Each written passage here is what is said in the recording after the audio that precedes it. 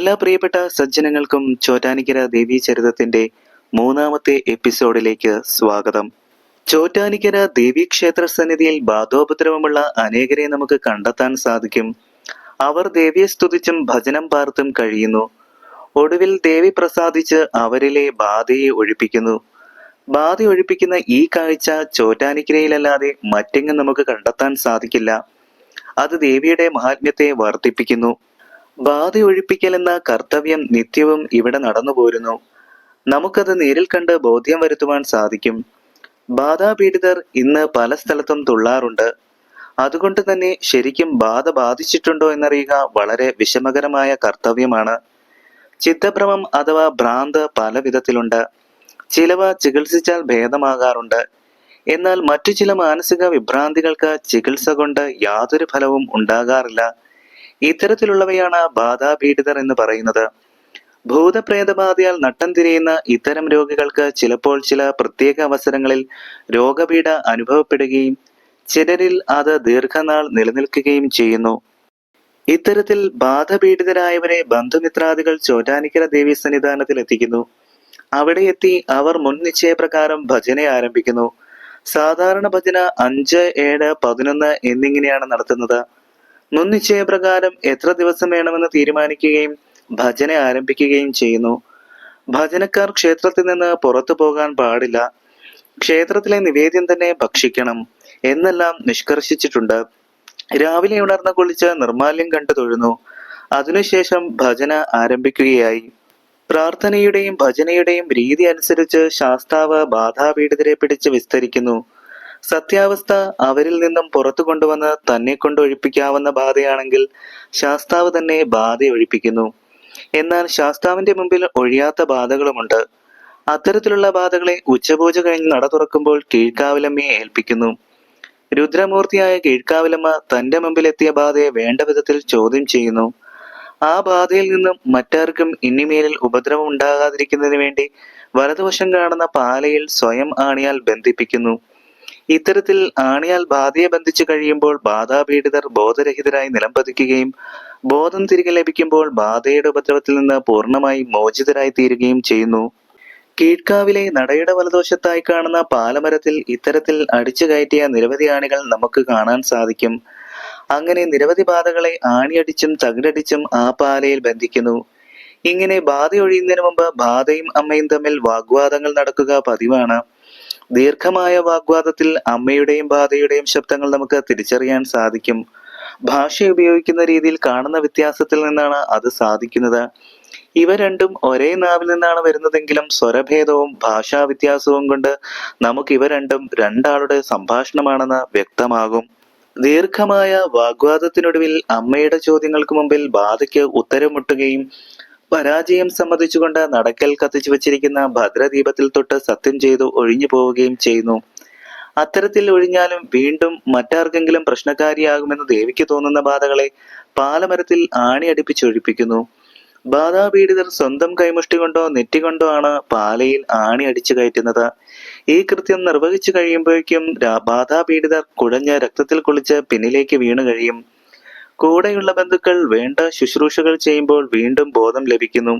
അപ്പോഴേക്കും അവർ രോഗത്തിൽ നിന്നും പൂർണ്ണമായും മുക്തി പ്രാപിച്ചിരിക്കും. പിന്നീട് ദേവീ പ്രസാദങ്ങൾ വാങ്ങി വഴിപാടുകൾ കഴിച്ച് അവർ സ്വന്തം സ്ഥലങ്ങളിലേക്ക് ആഹ്ലാദത്തോടെ തിരിച്ചു പോകുന്നു. ഇത്തരത്തിലുള്ള അത്ഭുത കാഴ്ചകൾ മറ്റൊരു ക്ഷേത്രത്തിലും നമുക്ക് കാണാൻ സാധിക്കില്ല. ചോറ്റാനിക്കര ദേവി ക്ഷേത്രത്തിലെ ഭജനാരീതിയെ പറ്റി പറയാം. ആഗ്രഹ സാഫല്യത്തിനും മനോശുദ്ധിക്കുമായാണ് മിക്കവരും ഭജനം പാർക്കുന്നത്. ചോറ്റാനിക്കര ദേവി സന്നിധിയിൽ ഇത്തരത്തിൽ എത്തിച്ചേരുന്നവർ ധാരാളമാണ്. മിക്കവരും ബാധാപീഡിതരും. ഇത്തരത്തിൽ ഭജനത്തിനെത്തുന്നവർ അതിരാവിലെ ഉണർന്ന ദേഹശുദ്ധി വരുത്തി സരസ്വതിയാമത്തിൽ തന്നെ ദേവീ ദർശനം നടത്തണം. ശ്രീബലി മുതലായ ക്ഷേത്ര ചടങ്ങുകളിൽ ഭക്തി പുരസ്സരം സംബന്ധിക്കുകയും വേണം. ഭജനം തുടങ്ങിയാൽ കാലാവധി തീരാതെ അതിർത്തി വിട്ട് പുറത്തു പോകാൻ പാടില്ല എന്നാണ് നിയമം. ഗൃഹസ്ഥ ജീവിതത്തിലെ വിഷമതകളും പ്രാരാബ്ധങ്ങൾക്കും അത്രയും കാലത്തേക്ക് മനസ്സിൽ ഇടം നൽകരുത്. മാത്രമല്ല, ഏതു കാര്യത്തിനെ ഉദ്ദേശിച്ചാണോ ഭജനം ഇരിക്കുന്നത് അക്കാര്യം നിർദ്ദിഷ്ട ദിവസത്തിനുള്ളിൽ സഫലമാക്കി തരണമെന്നുള്ള ഭക്തി ചിന്തയോടുകൂടി വേണം ഭജനം പാർക്കാൻ. ഇങ്ങനെ തീവ്രമായ ശ്രദ്ധയോടെ ദേവിയല്ലാതെ തുണയ്ക്കുവാൻ മറ്റാരുമില്ല എന്ന ചിന്തയിൽ അകമഴിഞ്ഞ ഭക്തിയോടെ ഭജനം പാർക്കുന്നവരിൽ എത്ര വലിയ രോഗബാധയാണെങ്കിലും അവ ഒഴിഞ്ഞു പോകുക തന്നെ ചെയ്യും. ചോറ്റാനിക്കര ദേവീക്ഷേത്രത്തിലെ ഉത്സവങ്ങളും മറ്റു ചടങ്ങുകളെ പറ്റിയും പറയാം. നവരാത്രി കാലം വൃശ്ചികം 1 മുതൽ മണ്ഡലകാലവും മകരവിളക്ക് വരെയും, കർക്കിടക മാസവും കുംഭമാസത്തിലെ ഉത്സവ നാളുകളും ഇവിടെ വിശേഷ ദിവസങ്ങളാണ്. കുംഭമാസത്തിലെ രോഹിണി നക്ഷത്രത്തിൽ കൊടി കയറുന്നു. ഉത്രനാളിൽ ആറാട്ടോടെ ഉത്സവം സമാപിക്കുന്നു. അങ്ങനെ ആകെ 9 ദിവസത്തെ ഉത്സവമാണ് ഇവിടെ കൊണ്ടാടുന്നത്. ഓരോ ദിവസവും പ്രത്യേകം ആറാട്ടുണ്ട്. അതൊരു പ്രത്യേകത തന്നെയാണ്. അതിന് പറയപ്പെടുന്ന കാരണങ്ങളിൽ പ്രധാനപ്പെട്ടത് ഇതാണ്. വേന്തനാട് ഏഴര ഗ്രാമക്കാരായിരുന്നല്ലോ പണ്ട് ക്ഷേത്രഭരണം നടത്തിയിരുന്നത്. അവർ ഓരോ ഗ്രാമക്കാരായിരുന്നു ഓരോ ഉത്സവം നടത്തിയിരുന്നത്. ഉത്സവത്തിന്റെ പരിപാടികളോടൊപ്പം അവർ ആറാട്ടും നടത്തുക പതിവായിരുന്നു. ആ പതിവ് ഇന്നും തുടർന്നു പോകുന്നു എന്ന് മാത്രം. ഈ അഭിപ്രായത്തോട് പണ്ഡിതന്മാർക്കിടയിൽ ഭിന്നാഭിപ്രായമുണ്ട്. ഉത്സവ ദിവസങ്ങളിൽ പ്രഭാത പൂജ കഴിഞ്ഞ ദേവിയും ശാസ്താവും കൂടി പറയെടുപ്പിനായി പുറപ്പെടുന്നു. അതുകൊണ്ട് തന്നെ ഈ അവസരങ്ങളിൽ പ്രത്യേക പൂജയും വഴിപാടുകളും നടത്താറില്ല. കുംഭമാസത്തിലെ മകം നക്ഷത്രത്തിൽ സ്ത്രീകൾ ദേവീ ദർശനത്തിനായി ചോറ്റാനിക്കരയിൽ എത്തിച്ചേരുന്നത് വളരെ പ്രസിദ്ധമാണ്. സ്ത്രീകൾക്ക് മകം തൊഴൽ വളരെ പ്രധാനമാണ്. സുമംഗലികൾ ദീർഘസുമംഗലിയാകുന്നതിനും വിവാഹപ്രായമായ പെൺകുട്ടികൾക്ക് മംഗല്യം നടക്കുന്നതിനും ഈ ദിവസത്തെ ദേവീ ദർശനം ഫലപ്രദമാണത്രേ. കുംഭമാസത്തെ മകനാളിൽ ഉച്ചപൂജ കഴിഞ്ഞ് നട അഴിച്ചാൽ ഉച്ച കഴിഞ്ഞ് 2 മണിയോടെ വീണ്ടും നട തുറക്കുന്നു. മിഥുനം രാശിയിലാണ് വില്ലമംഗലത്ത് സ്വാമിക്ക് ദേവീ ദർശനം നൽകിയതെന്നാണ് ഐതിഹ്യം. അതിന്റെ ഓർമ്മയ്ക്കായി അന്നേ ദിവസം മകം തൊഴലായി കൊണ്ടാടുന്നു. 2 മണിക്ക് ശേഷം സ്ത്രീ ജനങ്ങളുടെ തിക്കും തിരക്കും അപാരമാണ്. രാവിലെ മുതൽ ഇതിനായി ആളുകൾ കാത്തു കിടക്കുന്നത് കാണാൻ സാധിക്കും. ചോറ്റാനിക്കര ദേവീക്ഷേത്രത്തിലെ മകം തൊഴൽ സ്ത്രീകൾക്കാണ് പ്രാധാന്യമെങ്കിൽ അത്രത്തോളം പ്രാധാന്യത്തോടെ പൂരം നാളിൽ പുരുഷന്മാർ ദേവീ ദർശനത്തിനായി എത്തുന്നുണ്ട്. പൂരം നാളിൽ കീഴ്ക്കാവിൽ നിന്നും ദേവിയെ പൂരപ്പറമ്പിലേക്ക് എഴുന്നള്ളിക്കുന്നു. 7 ആനപ്പുറത്താണ് ചോറ്റാനിക്കര ദേവീക്ഷേത്രത്തിലെ പൂരം എഴുന്നള്ളിപ്പ് നടത്തുന്നത്. ചോറ്റാനിക്കര ദേവി, കീഴ്ക്കാവിൽ ദേവി, ഓണക്കൂർ ദേവി, കൂഴേറ്റിൽ ദേവി ഇങ്ങനെ 4 ദേവികളും വിഷ്ണുവിന്റെ 2 രൂപത്തിലുള്ള തിടമ്പും ശാസ്താവിന്റെ തിടമ്പുമാണ് ആനപ്പുറത്ത് എഴുന്നള്ളിക്കുന്നത്. ഇവർക്ക് പൂരപ്പറമ്പിൽ പ്രത്യേകം സ്ഥാനങ്ങളുണ്ട്. ഗംഭീരമായ ചെണ്ടവാദ്യം അതിന് പശ്ചാത്തലമൊരുക്കുന്നു. ചെറിയ തോതിലുള്ള വെടിക്കെട്ടും സാധാരണയാണ്. ഉത്രം നാളിലെ ആറാട്ടാണ് മറ്റൊരു വിശേഷ ദിവസം. അന്നേ ദിവസമാണ് ഉത്സവത്തിന്റെ അവസാനത്തെ ആറാട്ട്. ആറാട്ട് കഴിഞ്ഞാൽ ഓട്ടുപാത്രങ്ങൾ ഒന്നും തന്നെ അമ്പലത്തിൽ അവശേഷിക്കാൻ പാടില്ല. ശിവേലി ബിംബം ഉൾപ്പെടെ എല്ലാം കീഴ്ക്കാവിലേക്ക് മാറ്റുന്നു.